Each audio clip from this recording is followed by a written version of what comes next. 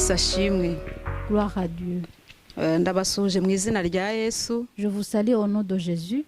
Nifuzaga ko ari ijambo twafatanya kugira ngo ribashe kudufasha muri uru rugendo.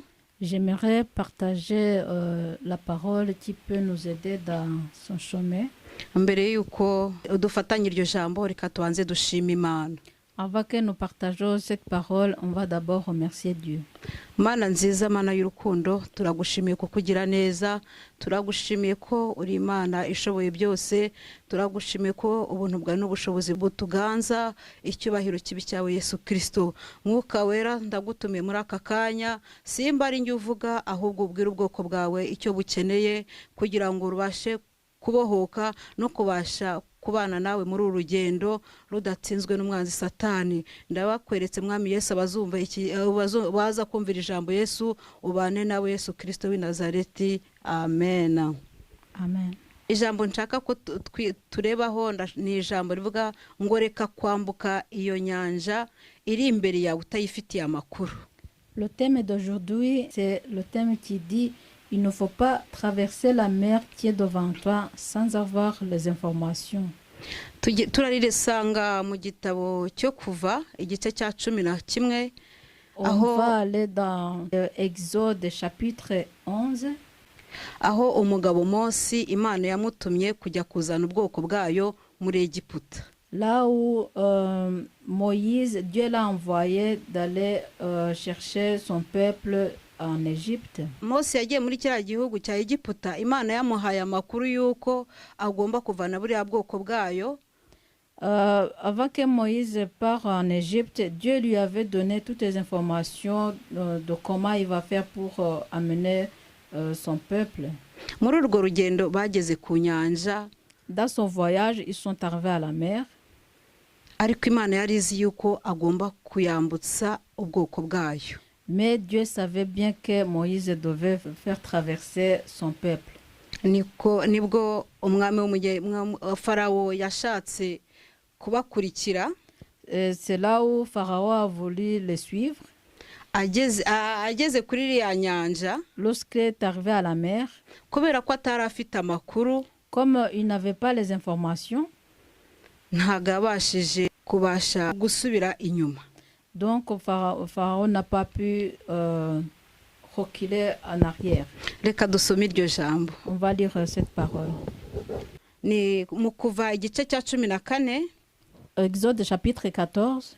Turahera ku murongo wa 21. À partir du verset 21. Ariko ndifuza yuko mwazagisoma cyose iki gice cya 14. Mais j'aimerais bien que vous lisiez tout le chapitre. Ni inkuru yerekana ububasha bw'Imana n'ubushobozi bwayo. Parce que c'est une histoire qui montre la puissance de Dieu.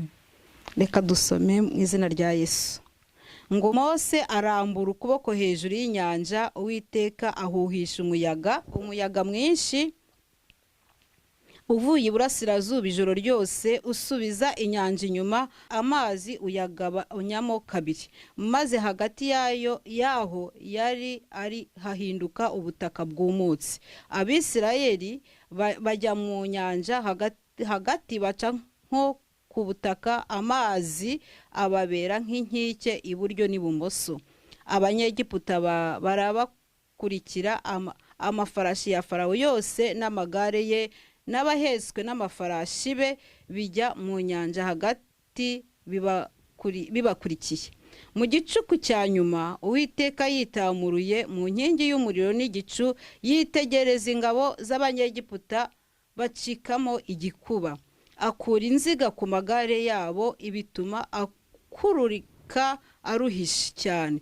Abanyegiputa baravuga bati: duhunge Abayisirayeli kuko Uwiteka abarengera akarwanya Abanyegiputa. Uwiteka abwira Mose ati: rambura ukuboko hejuru y'inyanja, amazi asubireyo ajye ku Banyegiputa no ku magare yabo no ku bahetswe n'amafarashi yabo. Mose arambura ukuboko hejuru y'inyanja, mu museke inyanja isubizwamo guhurura kwayo, Abanyegiputa barayihunga, Uwiteka akunkumurira Abanyegiputa hagati mu nyanja. amazi asubira ahayo arenga ku magare no ku bahetswe n'amafarashi no ku ngabo za Farawo zose zari zigiye mu nyanja zikurikiye Abayisirayeli.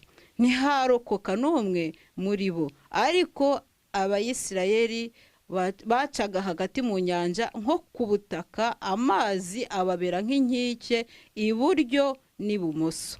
Uko niko kuri uwo munsi Uwiteka yakijije Abayisirayeli Abanyegiputa. Abayisirayeli babona intumbi z'Abanyegiputa ku nkombe y'inyanja. Abayisirayeli babona ibikomeye Uwiteka yakoresheje imbaraga ze ku Banyegiputa. Ubwo bwoko butinya Uwiteka kandi bizera Uwiteka n'umugaragu we Mose. Amen. Exode chapitre 14, verset 21 jusqu'au verset 31. Moïse tendit sa main sur la mer, et l'Éternel refoula la mer au moyen d'un vent qui souffla avec violence toute la nuit. Il sécha la mer et l'eau se partagea. Les Israélites pénétrèrent au milieu de la mer à pied sec, et l'eau formait comme une muraille à leur droite et à leur gauche. Les Égyptiens les poursuivirent, tous les chevaux du Pharaon, avec ses chars et ses cavaliers, pénétrèrent après eux au milieu de la mer. Très tôt le matin, l'Éternel regarda le camp des Égyptiens depuis la colonne de feu et de nuée, et il sema le désordre dans le camp des Égyptiens. Il fit dévier les roues de leurs chars et rendit ainsi leur conduite difficile.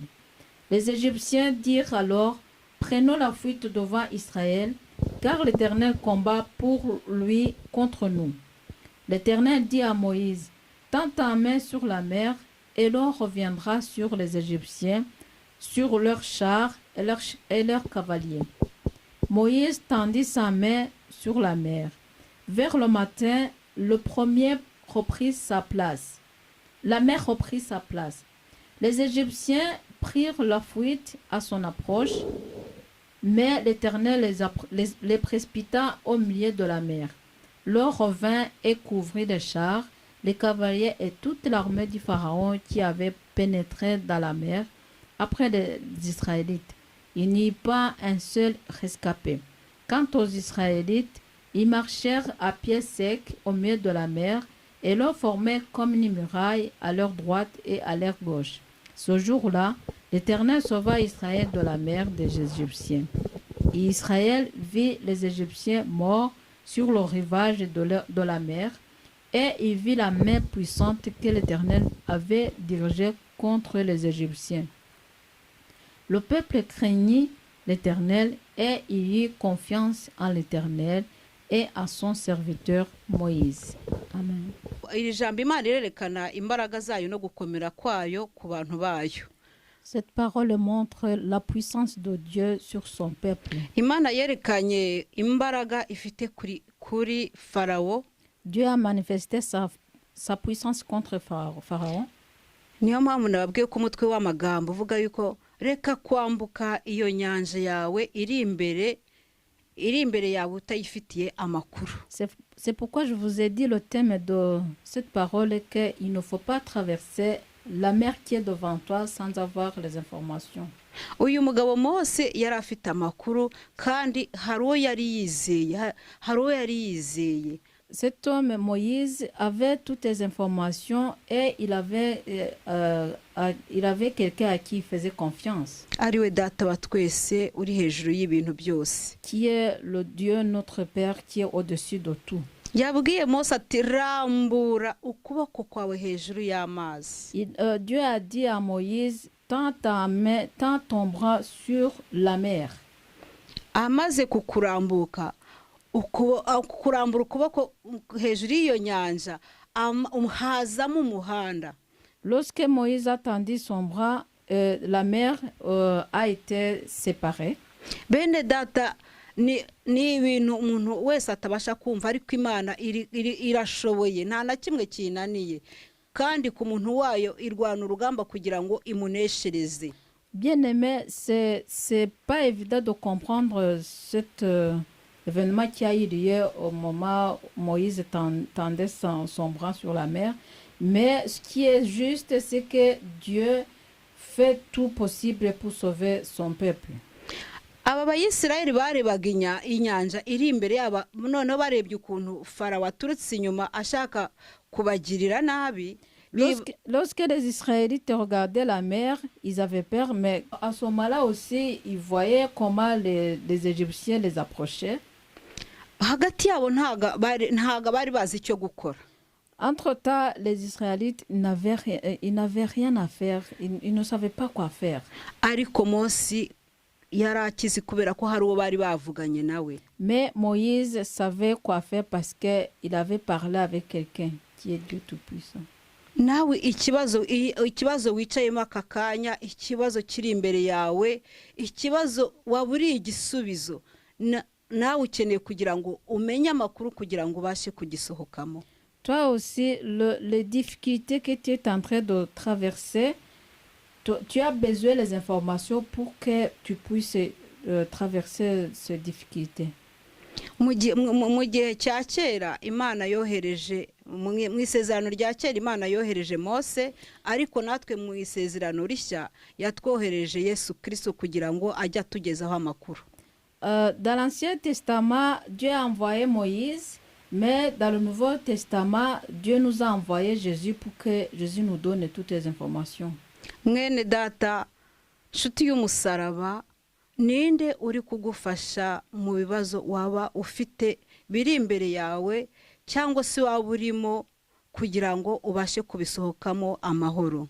Bien-aimé, quelles que soient les difficultés que tu traverses, est-ce que c'est qui est en train de t'aider pour que tu puisses traverser tranquille?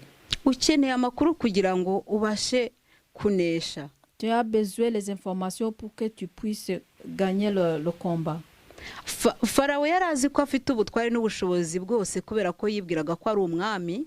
Pharaon, comme il était roi, il croyait qu'il avait toute sa puissance. Ariko isumba byose, ishobora byose, ari we data wa twese.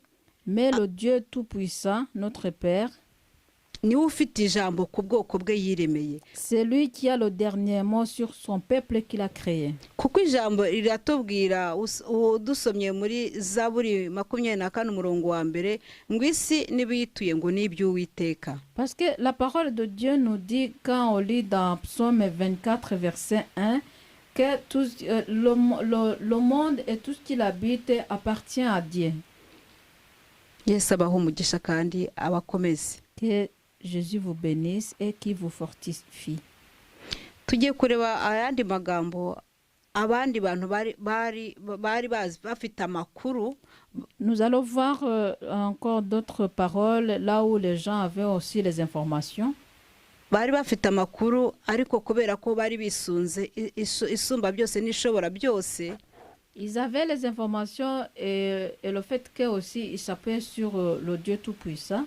Iyo nyanja yari bari imbere cyangwa icyo kibazo bari bahuye nacyo. La mer qui était devant eux ou bien les problèmes qui les avaient rencontrés. Ntaga cyabateye ubwoba. Ils n'ont pas eu peur de ça. Reka turebe mu gitabo cya Danieli. On va aller voir dans le livre de Daniel. Turebe inkuru ya Morudokayi. On va voir l'histoire de Mardoché. Turasoma Daniel igice cya gatatu. On va lire dans Daniel chapitre 3. Igice cya gatatu umurongo wa 25 kugeza kuri 27. À partir du verset 25 jusqu'au verset 27. Arababwira ati dore ndareba abantu bane babohowe bagenda mu muriro hagati kandi ntacyo babaye, ariko ishusho y'uwa kane irasa n'iy'umwana w'Imana. Nebukadinezari yigira ku muryango w'itanura ry'umuriro ugurumana, aravuga ati yemwe Basaduraka na Meshaki na Abedinego, mwabagaragu b'Imana isumba byose mwe, nimusohoke muze hano. Nuko Saduraka na Meshaki na Abedinego bahera ko bava mu muriro, maze abatware b'intebe n'ibisonga byabo n'abanyamategeko n'abajyanama b'umwami baraterana bareba abo bagabo, basanga umuriro utashoboye kugira icyo ubatwara, kandi umusatsi wo ku mitwe yabo utababutse, n'imyambaro yabo ntacyo yabaye habe ngo wakumva umuriro ubanukaho. Daniel chapitre 3 verset 25 jusqu'au 27. Il prie, eh bien, j'aperçois 4 hommes dépourvus de liens qui marchaient au milieu du feu, porteurs d'aucune blessure, et le 4e ressemble à un fils de Dieu. Nebuchadnezzar s'approcha ensuite de l'entrée de la fournaise ardente et dit: Shadrach, Meshach et Abednego, serviteurs du Dieu très haut, sortez et venez. Shadrach, Meshach et Abednego sortirent alors du milieu du feu. Les administrateurs, les intendants, les gouverneurs et les conseils du roi se rassemblèrent. Ils virent que le feu n'avait eu aucun pouvoir sur le corps de ces hommes, que les cheveux de leur tête n'avaient pas brûlé, que les habits n'étaient pas abîmés et qu'ils ne sentaient même pas le feu. Amen. Abagabo uko bari batatu, Meshaki na Abednego na Saduraka, tous ces 3 hommes, Shadrach, Meshach et Abednego, umwami Nebukadinezari yabasabye kugira ngo bapfukamire igishushanyo. le roi Nebuchadnezzar les avait demandé de s'agenouiller devant le statue. Ariko Imana y'Abisirayeli ivuga yuko tutagomba gupfukamira ibishushanyo. Mais le Dieu d'Israël dit qu'on ne peut pas s'agenouiller devant les idoles. Aba bagabo ntago bagize ubwo ubwo Nebukadinezari yababwiraga ngo bagipfukamire. Ces hommes n'ont pas eu peur lorsque Nebuchadnezzar les demandait de s'agenouiller. Yababwiye ko bamubwiye yuko bidashoboka. Ils ont dit que c'est impossible. Bene data ntago nshuti z'umusaraba, aba bahungu uko bari batatu ntibigeze bagira ubwoba bw'uko bapfa. Bien-aimés, vous voyez que tous ces 3 hommes, ils n'ont pas eu peur même de mourir. Ariko bari bafite amakuru ko Imana yabo ishoboye. Mais ils avaient les informations que leur Dieu est tout puissant. Bari bazi yuko Imana yabo itazabatererana. Ils savaient bien que le Dieu n'allait pas les abandonner. Imana yabo bari bazi ko ari Imana ikomeye kandi iri hejuru y'ibintu byose. Ils savaient bien que leur Dieu était capable de tout et qu'il est au-dessus de tout. Nibwo umwami yazibirangijwe n'uburakari arababwira ati noneho ngiye kubaha indi shua. Et c'est là où le roi a été très fâché et il les avait dit qu'il va les donner une autre choix. Ababwira ko ngo nibongera kumva havuze yarashyizeho ikimenyetso cyerekana yuko nibumva ko hari induru ibaye noneho ngo bongere bamupfukamire, bongere buname bapfukamire icyo gishushanyo. Ils avaient donné le consigne quand disant que s'ils entendent un cri, qu'ils s'agenouillent devant cette idole-là. Ariko abahungu ntago babyemeye. Mais ces garçons-là, ils n'ont pas accepté cela. Nibwo Nebukadinezari yababwiraga yagize uburakari noneho akabwira abantu bari bacanye rya tunaro ryo kubajugunyamo. C'est là où Nebuchadnezzar a été fâché et puis il a dit à ses serviteurs de le jeter dans le feu. Ko bagomba kuryenyegeza karindwi. Qu'il chauffe plus fort. Ariko abo bahungu kubera ko bari bafite amakuru ntago bagize ubwoba. Mais comme ces garçons-là avaient bien toutes les informations, ils n'ont pas eu peur. Iyo mpamvu iyo ufite amakuru ntaga ugira ubwoba kubera ko kurwanirira aba yakubwiye ko ugomba kugenda. C'est pourquoi quand tu as toutes les informations, tu dois pas avoir peur parce que quelqu'un qui combat pour toi, il te dit comment tu vas te comporter. Uko ugomba kwitwara muri icyo kibazo waba uhagazemo. Donc il te dit comment tu peux te comporter dans le problème que tu es en train de traverser. Nibwo babajugunye ngo mu itanura ry'umuriro. C'est là où donc on les a jetés dans le feu. imana irahambaye cyane. Ababateruye ngo babajugunyamo, Ceux qui les avaient jetés dans ce feu, ibirimi ry'umuriro byarabatarukiye. les flammes se sont jetées sur les personnes là qui avaient jeté ces 3 garçons dans le feu. Bapfuye mbere yuko Meshaki na Abedinego na Saduraka bapfa. Donc ces hommes-là, ils ont été morts avant que Meshach, Abednego et Shadrach attendent qu'ils meurent. Imana yacu irwanirira abayubaha n'abayishyira imbere. Dieu combat ce qui l'honore, ce qui le met devant de toutes choses, mu byo dukora dans byose. tout ce qu'on fait. Imana ihabwa icyubahiro. Que Dieu soit loué. Biratangaje ko umuntu ajya mu itanura ry'umuriro akavamo imyenda ye n'umusatsi we n'uruhu nta kintu byabaye. C'est très étonnant qu'on peut jeter quelqu'un dans la fournaise ardente et après la personne sort sans qu'il n'a pas eu même pas de blessure et que ses habits sont restés sans brûler même lui-même et qu'il n'a pas été brûlé. Uko niko gukomera kw'Imana y'Abayisirayeli. C'est ça la puissance de Dieu d'Israël. Nuko gukomera kw'Imana kw'abayubaha. C'est ça la puissance de Dieu pour ceux qui l'honorent. Niyo mpamvu nakubwiye ngo mbere yo kwambuka inyanja iri imbere yawe banza umenye amakuru. C'est pourquoi je te dis qu'avant de traverser la mer qui est devant toi, il faut connaître toutes les informations. Urebe niba uzashoboka kuyambuka. Et puis tu vois si tu pourras vraiment la traverser. Twabonye ko Mose ubwo yakurikiraga Mose yajyaga kuvana ubwoko bw'Abayisirayeli muri Egiputa. On a vu que lorsque Moïse allait chercher le peuple d'Israël en Égypte, Bageze imbere y'inyanja itukura. Ils sont arrivés devant la mer Rouge. Farawo yari abari inyuma. Pharaon était derrière eux. Mose yari afite amakuru. Moïse avait les informations. Nta nubwo yigeze agira ubwoba. Il n'a pas eu même peur. Iyo ubana n'Imana mu buzima bwawe bwa buri munsi, lorsque tu vis avec Dieu dans ta vie quotidienne, nk'uko ijambo ryayo ritubwira ko twifuriza ibyiza, comme sa parole nous dit que Dieu il a toujours les bons plans pour nous, ko itazigera iduhana, il va jamais nous abandonner. Niyo mpamvu irwanirira abayo. C'est pourquoi il combat pour tout ce qui le respecte. Farawo yaraje abakurikiye abandi barambuka. Lorsque Pharaon les suivait, les Israélites ont traversé. Abandi abarangije barabakurikira. Et les Égyptiens ont suivi les Israélites. Babakurikira nta makuru bafite. Donc les Égyptiens, eux, ils n'avaient pas les informations. Bamaze kwambuka nibwo Imana yongeye ivugana na Mose ati rambura ukuboko. Au moment où les Israélites venaient de traverser, Dieu a demandé à Moïse de tendre encore sa main sur la mer.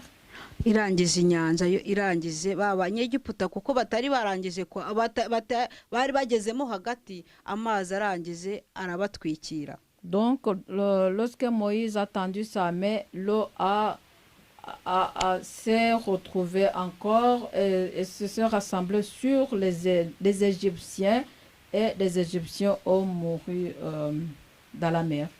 Nshuti z'umusaraba, bien-aimés, mbere ikibazo urimo cyose, quel que soit le problème que tu traverses, Jésus est capable de ce problème. Imana yambukije inyanja itukura Abayisirayeli. Le Dieu qui a fait traverser la mer Rouge, qui a fait traverser les Israélites la mer Rouge, iracyahari. Il existe toujours. Imana yakije Meshaki na Abedinego na Saduraka. Dieu qui a sauvé Shadrach, Meshach et Abednego, iracyahari. il est toujours là. Iracyarwanira ubwoko bwayo. Niyo mpamvu mwifuriza gushaka amakuru, niyo mpamvu mwifuriza kugira ngo ugirane ubusabane nayo kugira ngo igiguha amakuru. C'est pourquoi je te demande d'avoir une bonne relation avec Dieu pour qu'il puisse te donner les informations. Mu gitabo cya Esteri hari undi mugabo washatse kurwanya. Dans le livre d'Esther, il y a un autre homme qui a voulu combattre. washatse kurwanya ubwoko bw'Imana, Il y a un autre homme qui a voulu combattre le peuple de Dieu. arangije nawe kubera ko atari afite amakuru, Comme lui aussi n'avait pas les informations, ikibazo yari arimo ntabwo yabashije kukivamo. le problème par lequel il était, il n'a pas pu s'en sortir.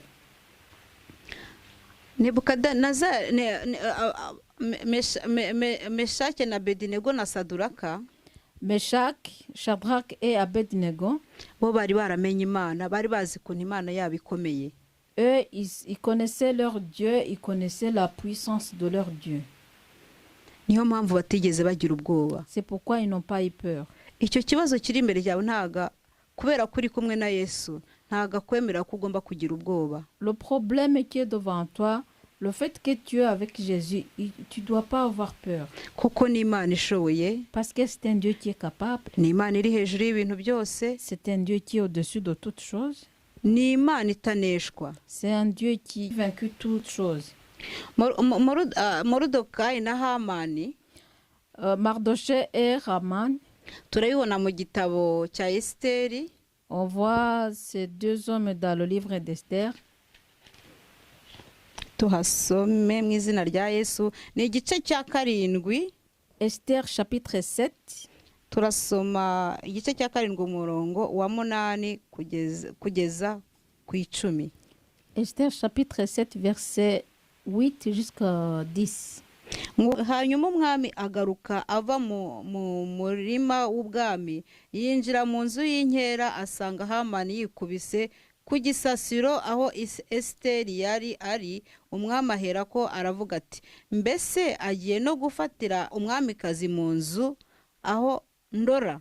Ijambo rigihinguka mu kanwa k'umwami, Hamani bamupfuka mu maso, maze Haribona umwe mu nkone zakoreraga umwami aravuga ati, ndetse mu rugo rwa Hamani hashinze igiti kirekire cya mikono 50. Hamani yiteguriye kumanikaho Morudokayi, ari we wavuze ibyagiriye umwami neza.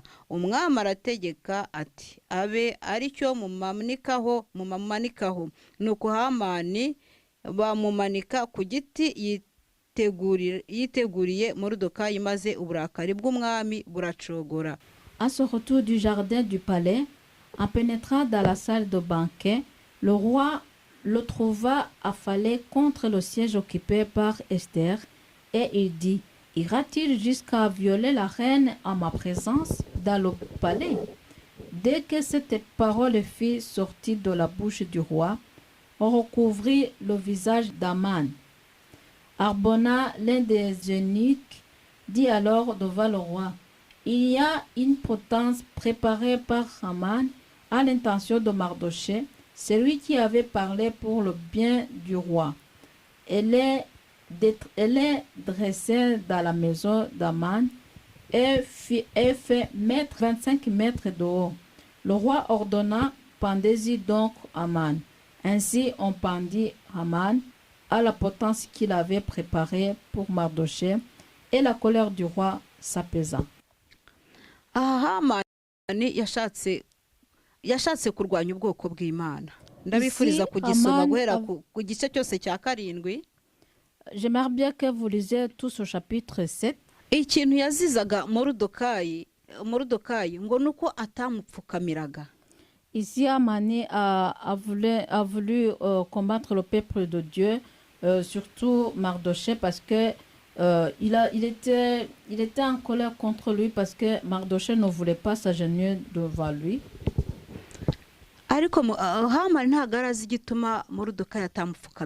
Mais Haman ne savait pas pourquoi Mardoché ne pouvait pas s'agenouiller devant lui.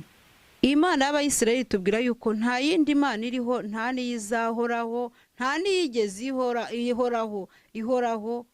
ihoraho. Le Dieu d'Israël nous dit qu'il n'a jamais eu le Dieu avant ou maintenant ou même dans le temps à venir. Turabibona iryo jambo mu byahishuwe igice cya mbere. On voit cette parole dans Apocalypse chapitre 1. Mu byahishuye igice cya mbere umurongo wa 8. Apocalypse chapitre 1 verset 8. ngo ndi Alufa na Omega, itangiriro n'iherezo, niko umwami Imana ivuga, iriho kandi yahozeho kandi izahoraho, ariyo ishobora byose. Je suis l'alpha et l'oméga, dit le Seigneur Dieu, celui qui est, qui était et qui vient, le Tout-Puissant. Imana ihabwa icyubahiro. Que Dieu soit loué. Niyo mpamvu Moridekayi atagombaga gupfukamira Hamani. Hamani yakoraga ku muryango w'ibwami. C'est pourquoi Mardochée ne pouvait pas s'agenouiller devant Haman. Mardochée était devant toujours la porte du royaume. Kuko yarazi ko hari Imana ishobora byose kandi isumba byose. Parce qu'il savait qu'il y a Dieu qui est tout puissant et qui est capable de tout.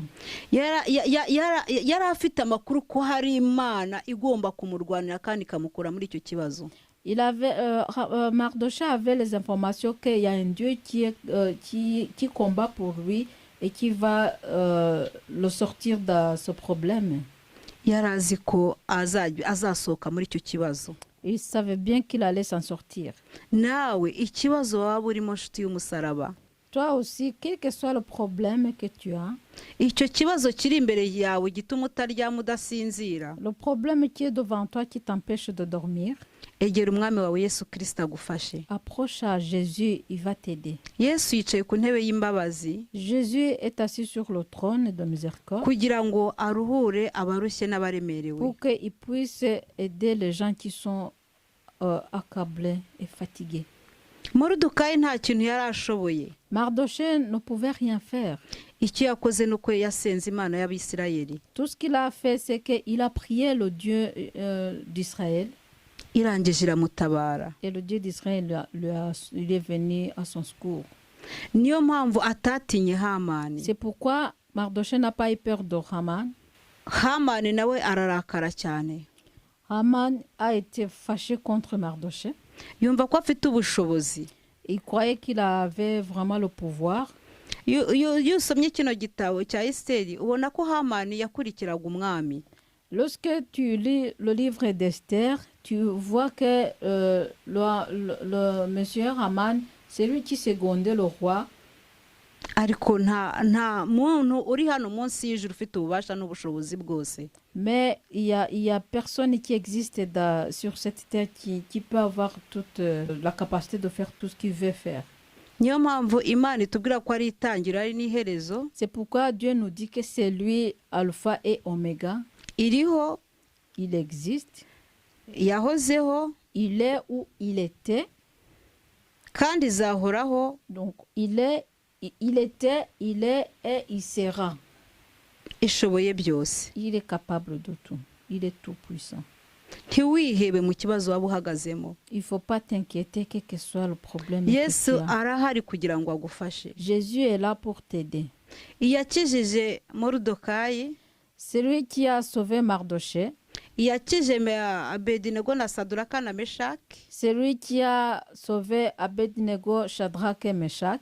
Yakuye yambukije Abayisirayeli nyanja itukura ikabakura mu maboko ya Farawo. Celui qui a fait traverser les Israélites et les a arrachés des mains de Pharaon. Iriho. Il existe. Ijambo ritubwiye hano mu byahishuye igice cya mbere umurongo wa 8 ngo iriho izahora, iriho kandi yahozeho izahoraho ibihe byose. Parce que la parole nous dit que ici dans Apocalypse chapitre 1 verset 8, la parole nous dit que Dieu il était, il est et il sera tout le temps. Ijambo ritubwiye ko hari n'abandi bagabo Imana yagiye kura mu bibazo bari bafite izo nyanja zabaga imbere turiho umugabo witwa Daniel. La parole nous dit une autre homme que Dieu a aidé comme Daniel. Buri muntu wese azi ukuntu intare ari inyamaswa ikunda inyama. Tout le monde sait comment le lion c'est un animal qui aime bien les viandes. Ariko daniyeli yararanye nazo ijoro ryose. Mais Daniel a passé toute la nuit avec ces lions. daniyeli nawe bamuzizaga yuko gusenga. Daniel, on le combattait parce que lui aussi, on ne voulait pas qu'il prie. kubera ko imana yabo yari imana yasengaga, ari imana iri hejuru y'ibintu byose. Comme le Dieu que Daniel priait, c'est un Dieu qui est au-dessus de tout, ntago yagize ubwoba, il n'a pas eu peur. kandi ntiyagize ubwoba kurara n'inyamaswa kubera ko yari afite amakuru y'imana asenga. Et il n'a pas eu peur de passer toute la nuit avec les lions parce qu'il avait toutes les informations d'un Dieu qui priait. aba ni abantu tumaze kubona yuko bari bafite amakuru. Ça, c'est les gens qu'on vient de voir qui avaient vraiment les informations. aya makuru ntago atangwa n'abantu bose. Les informations, c'est pas tout le monde qui les donne. aya makuru ava mu bwami bwo mu ijuru. Ces informations viennent du royaume de Dieu. umwami waremye isi n'ijuru n'ibiyituye byose. Le roi qui a créé le ciel et la terre et tout ce qui existe. nshuti y'umusaraba, ninde uri kugufasha mu bibazo urimo gucamo bya buri munsi? Bien-aimé, qui est en train de t'aider dans les problèmes que tu traverses dans ta vie quotidienne? wasanga ubirimo cyangwa se biri imbere yawe ukabura igisubizo. C'est possible que tu vis là-dedans ou bien ils sont devant toi et toi tu n'as pas la solution de ça. ufite igisubizo n'umwe ku buzima bwawe. Quelqu'un qui a une solution sur toi, sur ta vie, c'est un seul. ni Yesu Kristo wenyine. Jésus-Christ. Yesu Kristo yaje kudushaka kubera yuko adukunda. Jésus-Christ est venu nous chercher parce qu'il nous aime. uriya musaraba ni ikimenyetso kigomba kukwereka yuko agukunda. La croix là, c'est le signe qui doit te montrer que Jésus t'aime. mwegere. Il faut approcher de lui. mwegere mu buzima bwawe bwa buri munsi. Il faut approcher de lui dans ta vie de tous les jours. ibikunanije byose Tout ce qui t'accable, arahari kugira ngo agufashe. il est là pour t'aider. reka kwishinga inshuti kubera ko twamaze kubona ko umwana w'umuntu ntacyo ashoboye. Il faut pas s'appuyer sur tes amis parce qu'on a déjà remarqué qu'un être humain est incapable. Farawo yari umwami. Pharaon était un roi. Moridekayi yari yungirije umwami. Haman secondait le roi. Daniyeli nawe yarwanye n'igihugu cyose. Daniel a combattu avec tout le pays. kubera ko bamushinjaga yuko ngo asenga. Parce qu'on l'accusait qu'il priait. abo ni abantu bakomeye hano muri iyi si. Tous ces gens, ce sont les gens de grande importance dans ce monde. ariko ntago babashije kunesha. Mais ces gens-là, ils n'ont pas pu combattre et vaincre. mwiyumviye ukuntu Farawo uko byamugendekeye n'ingabo ze. Vous avez entendu comment ça a été pour Pharaon et ses armées? mwabonye ukuntu Imana yarwaniye Meshaki na Abedinego na Saduraka aho kugira ngo babandi babatoreye bakabajugunyamo ukuntu byabagendekeye. Vous avez entendu comment Dieu a combattu contre Shadrach, Abednego et Meshach. Au lieu que ce soit eux qui meurent, c'est les autres personnes qui les avaient jetés dans le feu qui sont décédées. Imana yacu irakomeye kandi iri ku ngoma. Notre Dieu est tout puissant et il est assis sur le trône. yizere. Il faut avoir confiance en lui. kuko ikunda abana bayo. Parce qu'il aime bien ses enfants. kuko ijambo ritubwira ko ibyaremye byose biri hano munsi y'ijuru byose irabikunda. Parce que sa parole nous dit que tout ce que Dieu a créé, il les aime bien. Imana ibaha umugisha. tugiye kureba ijambo riri umubwiriza igice cya 11. On va aller dans Ecclésiaste chapitre 11. igice cya 11 umurongo wa 5. Chapitre 11 verset 5.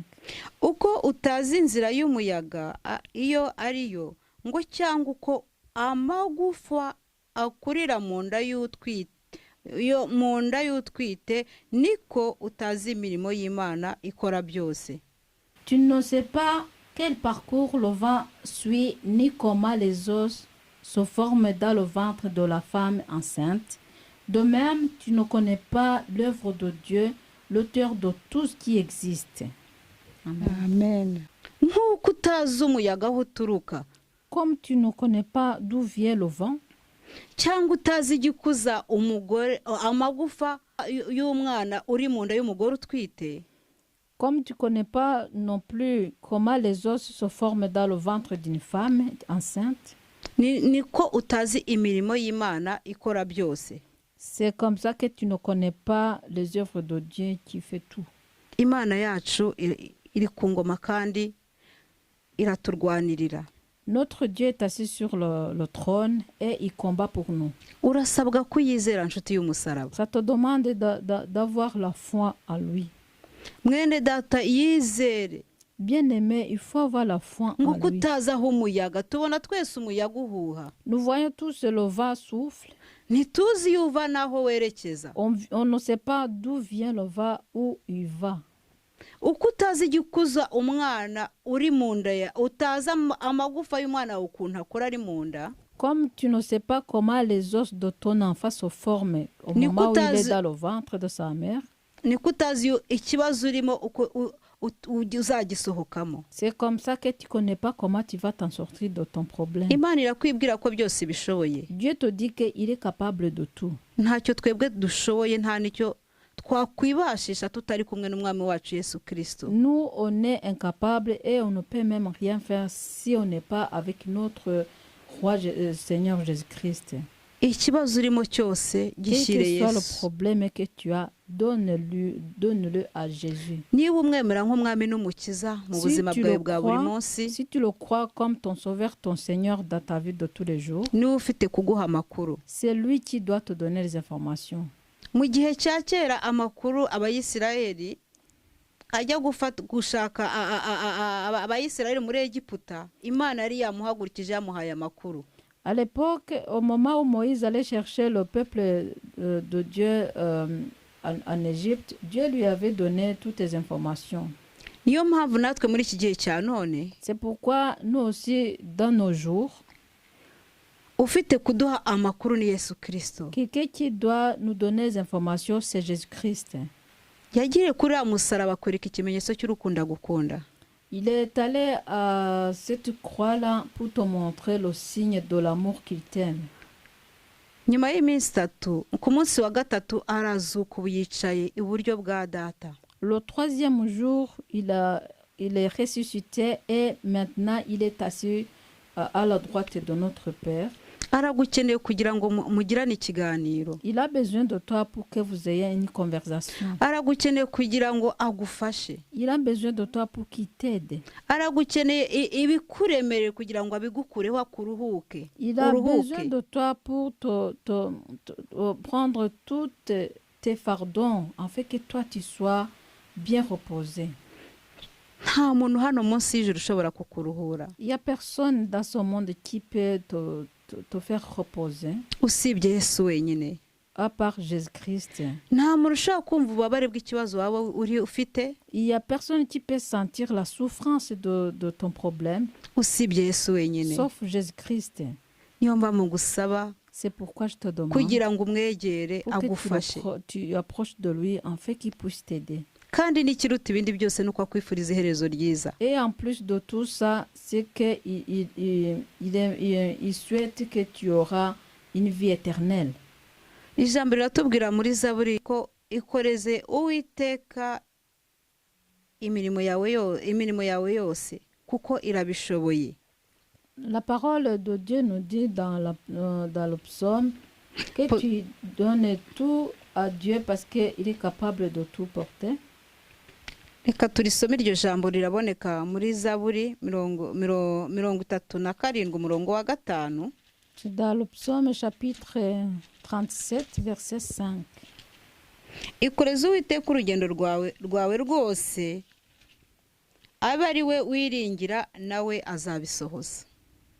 Recommande ton sort à l'Éternel, mets ta confiance à lui et il agira. Amen. Imana yacu isohoza Imana yacu iri ku ngoma, iriho yahozeho kandi izahorayo ho ibihe byose. Notre Dieu est sur le trône. Il était, il est, il sera pour toujours. iri kuguhamagariza yuko ibikunaniye muri uru rugendo Il est en train de te dire que tout ce qui t'accable dans ce chemin, iragusaba ngo uyiringire il te demande que tu aies confiance en lui kugira ngo ibashe kukurwanirira pour qu'il puisse combattre pour toi kubera ko irabishoboye. parce qu'il est capable. nta wundi hano munsi y'ijuru nshuti y'umusaraba Il n'y a personne dans ce monde bien-aimé ushobora kugukura mu bibazo waba urimo qui peut t'en sortir de problèmes que tu traverses, cyangwa se ushobora kuguha amakuru ou bien qui peut te donner les informations atari Yesu wenyine. si ce n'est pas Jésus-Christ. arahari yicaye ku ntebe kubera yuko igihe cyo kugaruka ngo ntago atuzi munsi n'isaha azagarukiraho. Il est là, il est assis sur le trône parce que le moment de venir ici sur terre encore, on ne sait pas quel jour ou quelle heure qui va revenir. mu gihe tucyambaye uyu mubiri Mais au moment où nous portons cette chair, nta wundi ufite kugufasha. il n'y a personne qui peut t'aider. si abana bawe, Ce n'est pas tes enfants, si umugabo ce wawe, n'est pas ton mari, si inshuti zawe, ce n'est pas tes amis, cyangwa se abatante n'abawonkere. ou bien les tantes ou les oncles. ni Yesu wenyine Il n'y a que Jésus-Christ. kuko ni uduha kubaho. Parce que c'est lui qui nous donne la vie. ijambo ryatubwiye mu byahishuwe ko igice cya mbere umurongo wa 8 ngo ni witangiriro n'iherezo. La parole nous a dit dans l'Apocalypse chapitre 1 verset 8, c'est lui alpha et oméga. Imana ni muri uru rugendo iri kukubwira yuko ari ugomba kugufasha. Dans ce chemin, Dieu est en train de te dire que c'est lui-même qui doit t'aider. yegere Il kuko faut approcher izabisohoza de lui neza. parce qu'il va bien agir. yiringire mu buzima bwawe bwa buri Ayez munsi confiance à lui dans ta vie de tous les jours. kugira ngo igufashe kandi ikugirire neza. En fait qu'il puisse t'aider et te faire du bien. wabonye ko irwanira ubwoko bwayo Tu as vu comment il combat pour son peuple? uko yarwaniraga ba kera Comme il combattait pour son peuple à l'époque, n'isaha n'uyu munota niko irwanirira bayo. même maintenant, il le fait. reka kwirwanira nshuti y'umusaraba. Il ne faut pas combattre tout seul, bien-aimé. twabanye abirwanira uko byabagendekeye. On a vu ceux qui ont essayé de combattre seul comment ça a été. twabonye abatari bafite amakuru uko On a vu byabagendekeye. les gens qui n'avaient pas les informations comment ça a été pour eux. ariko ufite Yesu Mais quelqu'un qui a Jésus, amuha amakuru kandi ikibazo akakigenza neza. Jésus lui donne les informations et il range bien le problème. Yesu abagirire neza. Que Jésus vous fasse du bien. n'iri jambo nashaka ko dusangira C'est cette parole que j'ai voulu qu'on partage muri ubu buzima turimo bwa none. dans cette vie qu'on a déjà. dukeneye amakuru kugira ngo dukomeze urugendo, On a besoin des informations pour qu'on puisse continuer le chemin. kugira ngo tutazananirirwa mu nzira. En fait que nous ne pourrons pas être fatigués au milieu du chemin. iringira umwami wawe Yesu Kristo, Ayez confiance en Jésus-Christ. azagufasha muri byose, Il va t'aider dans toutes choses. kandi ikirute byose nuko azaguha n'ubugingo buhoraho. Et ce qui est bien en plus de ça, il va te donner la vie éternelle. nicyo cyamuzanye C'est ça qui l'a amené kugira ngo abane natwe mu gihe tucyambaye uyu mubiri. pour qu'il vive avec nous au moment où nous portons toujours cette chair. Yesu abagirire Que neza. Jésus vous fasse du bien. reka dushime Imana kubwira On ijambo. va remercier Dieu pour cette parole. Mana nziza, Mana y'urukundo,